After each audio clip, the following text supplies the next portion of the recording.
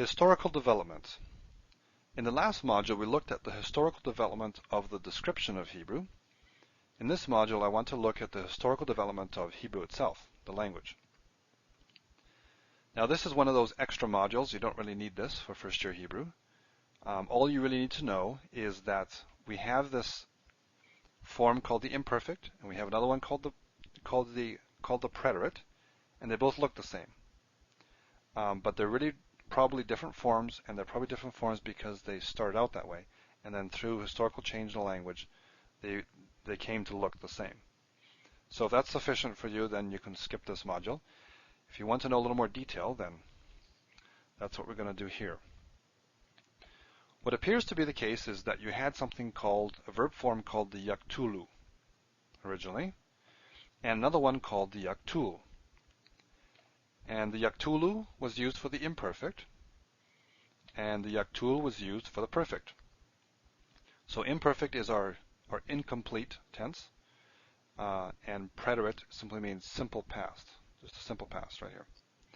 Now remember, we have a perfect as well. The perfect they had as well, but it didn't look like these. It was different. It looked just like the one we have now. And the perfect is more than just simple past. It's really complete action. But what we're focused on here are the two that are going to look the same. So you started with yaktulu and yaktul. You got a long form and a short form.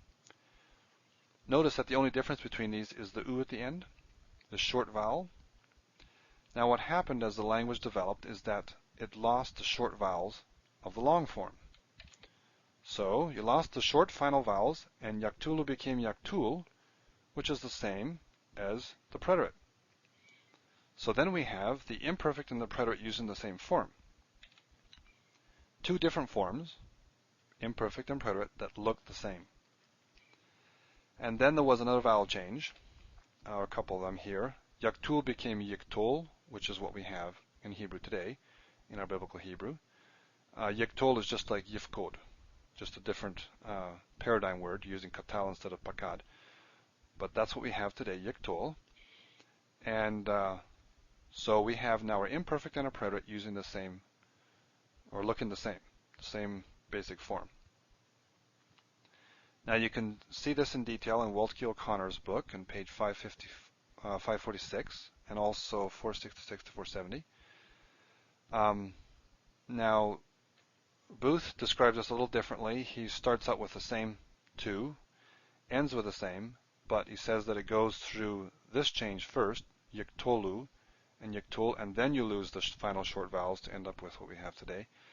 In either case, whether it was this change or this change, you start out with the same thing, two different forms, a long form, a short form, a distinction between the imperfect and the preterite, and you end up with one form.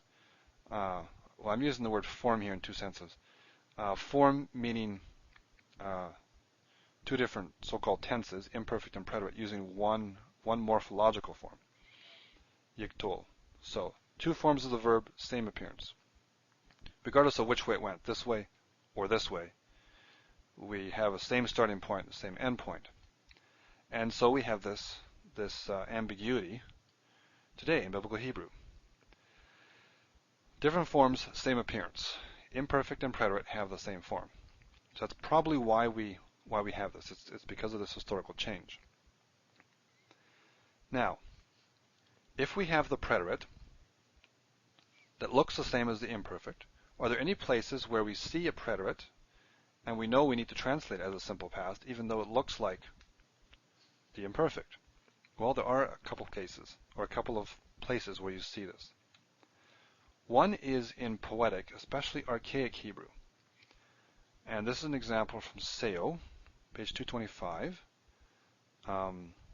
And it comes from Exodus 15, verse 14, which is part of the Song of Moses, which is the Song of Moses is one of our archaic texts, some of the oldest Hebrew we have.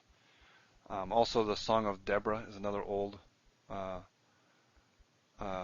set of archaic Hebrew. We also have Genesis 49, the blessing of Jacob, the blessing of Moses, which is Deuteronomy 31 or 32,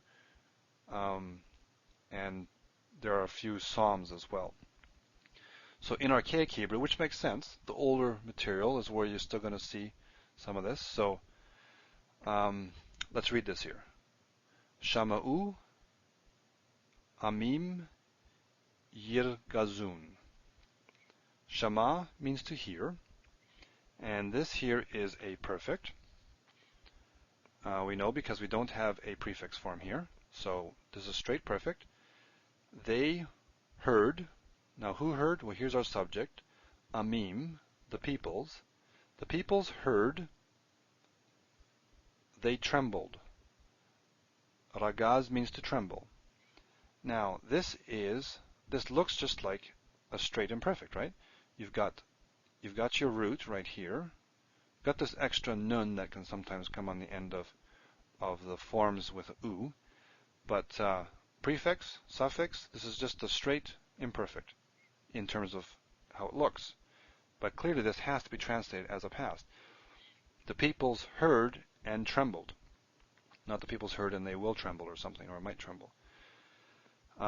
So this is one case where you see what looks like an imperfect, but we know it needs to be a past, a preterite, or at least it's probably a past, a preterite. Another case, another place where we see this, is after the adverb as. Now as means then, or at that time. Just look at an example. And this is from 2 Kings 8:22. And as tifsha livna. Now livna is a place, libna, and az means at that time. Fasha means to revolt or to rebel. At that time, libna, feminine, places are usually feminine, tifsha. Now this is the prefix form. We see a t here. Remember, the one with the t before it is either 3fs or 2ms, either she or you masculine. Well, we have a feminine here, so at that time, Libna revolted. This is not a future, this is a past. Our adverb puts it in the past, at that time, sometime in the past. So here we have what looks like an imperfect, but it really does need to be translated as a past. And this is another place where we typically see a preterite showing up. So this is part of why we say that there is a difference between the imperfect and this other form, the preterite. Part of it is because we look at other historical languages or other Semitic languages and we see the same things going on. Part of it is because we can see these remnants within the biblical Hebrew text itself. So archaic poetry is one place, after az is another, and of course the big one is with vav consecutive. And this example is not materially different than the other examples that I've already showed you, but we'll look at this again. A different example, but the same thing we've seen. This is from Genesis 1.